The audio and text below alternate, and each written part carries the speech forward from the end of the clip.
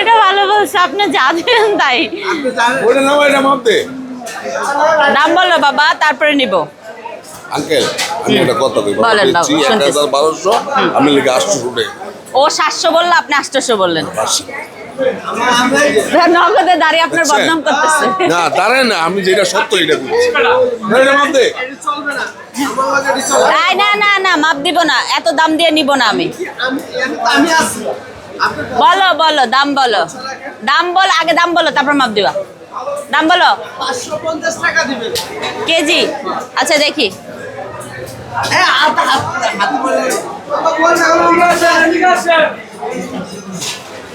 এত বড়, আপনি ছেড়ে দেন, ছেড়ে দেন।